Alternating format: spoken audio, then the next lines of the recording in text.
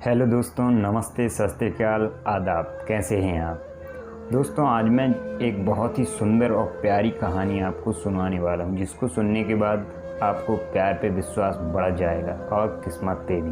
दोस्तों, अशोक नाम का एक लड़का रोडवेज बस को बस स्टैंड से पकड़ता है और ये नागपुर जाने के लिए एक सीट पे बैठ जाता है।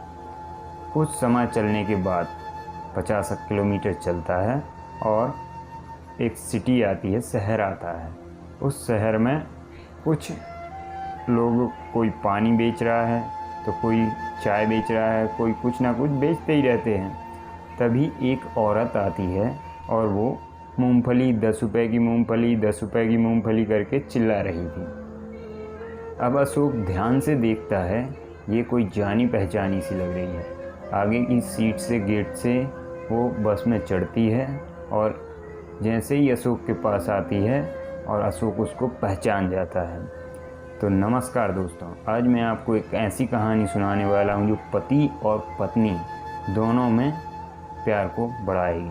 तो देखता है रेखा को, रेखा भी अशोक को देखती है। दोनों की नज़रें एक दूसरे से मिलती हैं और तभी अशोक क्या करता है कि उसको पास बुलाने का इशारा करता है। तभी रेखा आती है पास में और आके पास में खड़ी हो जाती है। काफ़ी देर तक दोनों एक दूसरे को देखते हैं और रेखा कई बार नज़रें नीचे कर लेती है। दोस्तों, रेखा का नज़रें नीचे करना वाजिब भी है, क्योंकि एक औरत होने के नाते और कुछ शर्मिंदगी भी उसकी निगाहों में भरी है, तो नज़रें नीचे करनी ही थी। अब आसपास के लोग देखते हैं ये इधर ही खड़ी होकर क्यों रह गई है। फिर थोड़ी देर बाद एक बंदा वहाँ से उठ जाता है, उसी बस स्टैंड पे उतर जाता है। तो रेखा वहाँ पे बैठ जाती है। अब अशोक रेखा से पूछता है कि पहले तो आप बहुत हष्ट-पुष्ट हुआ करती थी, बहुत पैसे वाले भी थी, और अभी आपको क्या हो गया? यहाँ ये क्या कर रहे हो? मतलब ये मूंगफली का किस्सा मुझे समझ नहीं आ रहा है। तो रेखा उसको बताती है, इशारा करती है और एकदम उसका चेहरा दुबला पतला और पतली सी हो गई थी, जैसे वो कई दिनों से उसने खाना भी सही से नहीं खाया है। तो देखते ही उसको लग रहा था कि दयनीय स्थिति में है। अशोक पूछता है कि मैंने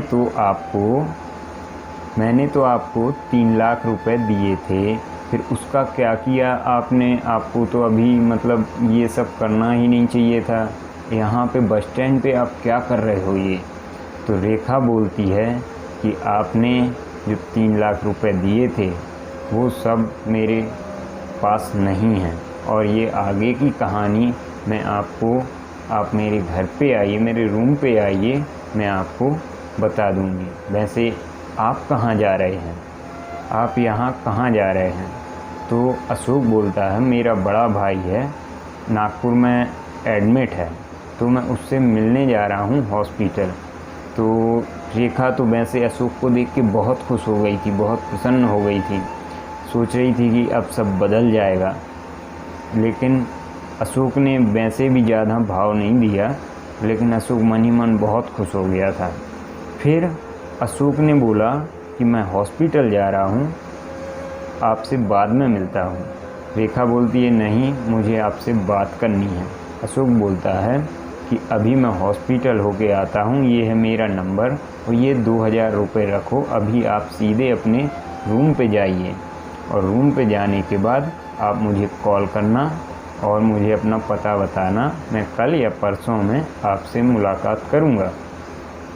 अब रेखा और अशोक दोनों किसी होटल में जाके खाना खाते हैं और खाना वगैरह खा के अशोक निकल जाता है नागपुर और रेखा निकल जाती है अपने रूम पे।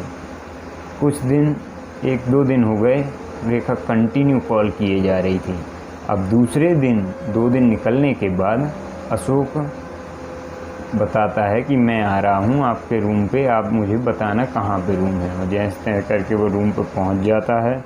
रूम पे पहुँचने के बाद अब रेखा सारी आप बीती सुनाती है कि आपके घर से आने के बाद, तलाक लेने के बाद 3.5 लाख रुपए, 3 लाख जितने भी थे, वो मेरे भैया और भाभी ने, मेरी ननद ने मुझसे ले लिए, खर्च करवा दिए और मुझे घर से निकाल दिया। अब मेरे पास कुछ भी नहीं है और मैं बेघर हो गई हूँ। तब अशोक ने बोला कि आपको तो बहुत विश्वास था। तो वो बोलती, यही तो मेरी गलती थी, यही तो मुझसे भूल हो गई थी, जो कि मैंने आपसे ज़्यादा और दूसरे लोगों पे विश्वास किया। अब अशोक और रेखा एक दूसरे को बड़े प्यार से देख रहे थे और उन्हें अपने आगे का भविष्य दोनों को एक दूसरे की नज़रों में दिखने लगा था। अब रेखा बोलती है कि आप मुझे यहाँ से ले चलिए, मैं आपका सारी ज़िंदगी बड़े प्यार से ख्याल रखूँगी और मैं आपसे बहुत प्यार करती हूँ, मैं आपके बिना नहीं रह सकती। आप जैसे देवता इंसान मैंने नहीं देखे हैं, बस गलती मेरी ही थी जो मैं दूसरे लोगों की बातों में आ गई। अशोक बोलता है, कोई बात नहीं, अभी मैं मम्मा से और पापा से बात करूँगा और फिर आपको ले जाऊँगा। वो बोलती है, नहीं, अब मैं एक पल भी आपके बिना नहीं रह सकती। अगर आप अभी नहीं ले जाएंगे तो मैं आत्महत्या कर लूँगी और मैं अभी आपके साथ चलूँगी। तो अशोक बोलता है, ठीक है, मैं एक कॉल बस कर दूँ। और अशोक लगाता है अपनी मम्मी को फ़ोन और माँ को फ़ोन लगाने के बाद बोलता है, माँ, रेखा मिल गई है, क्या मैं साथ में ले आऊँ? माँ उसकी बहुत प्रसन्न होती हैं और बोलती हैं कि सच में अगर रेखा मिल गई है तो उसको तुरंत ले आओ, मना के ले आओ, तो जैसे भी बने लेकिन रेखा को ले आओ। रेखा भी पास में ही खड़ी खड़ी सारी बात सुन रही थी और ये सब सुनकर उसकी आंखों में बहुत आंसू आने लगे और धीरे से अशोक भी रोने लगा। मतलब दोनों की खुशी के और गम के और सारे जो 5 साल का इंतज़ार था वो सब एक साथ निकल पड़ा। दोनों एक दूसरे को गले लगाया और अशोक उसको, रेखा को साथ में लेकर अपने घर गया, जहाँ पे सभी ने बड़ा स्वागत किया। तो दोस्तों, इस कहानी के माध्यम से बस इतना ही कहना है कि अपने और अपने साथी के साथ पूरा विश्वास के साथ लाइफ निकालना चाहिए।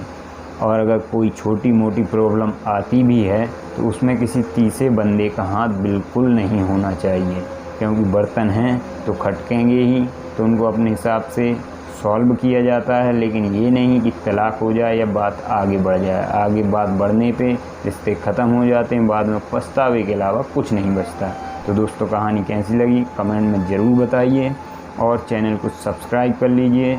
जय हिंद, जय भारत।